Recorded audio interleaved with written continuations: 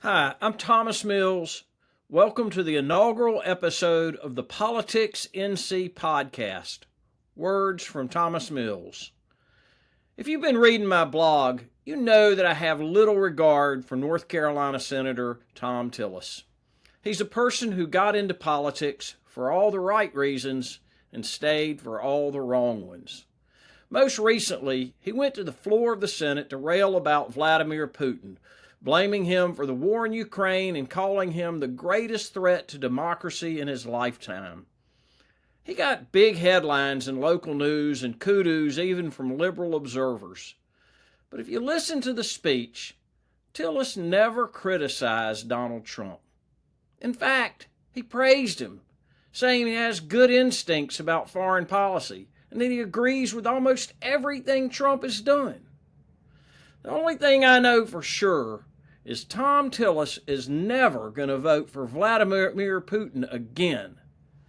But Tillis got everything he wanted. He got a headline he can use in his re-election that makes him look like an independent. He got sound bites from liberals praising him on social media for saying the right things. What he didn't get were questions that the media should have asked. So let me ask a few questions. Senator Tillis, you blamed Putin for the war in Ukraine and you called him a murderer. What are you going to do about it? Would you support resolutions that rebuke Donald Trump's overtures to Putin? Would you support legislation that places additional sanctions on Russia? You said that Vladimir Putin is the greatest threat to democracy in your lifetime, and yet you voted for Tulsi Gabbard as Director for National Intelligence. Gabbard repeatedly defended Putin and blamed the war on Zelensky and Ukraine. She praised former Syrian dictator Bashar Assad during the Syrian civil war, and Assad is now exiled in Russia. She sided with Russian intelligence over U.S. intelligence, denying Russia's involvement in U.S. elections.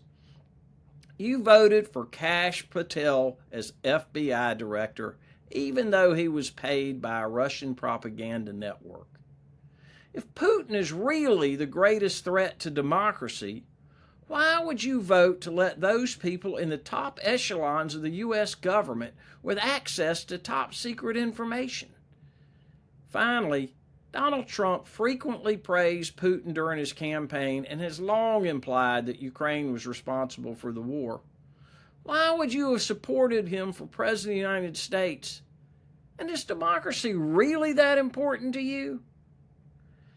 Thom Tillis is a man who cannot be taken at his word. He repeatedly says one thing and does another. He's a guy who knows what's right and does what's wrong. Thanks for listening. This is Thomas Mills for PoliticsNC.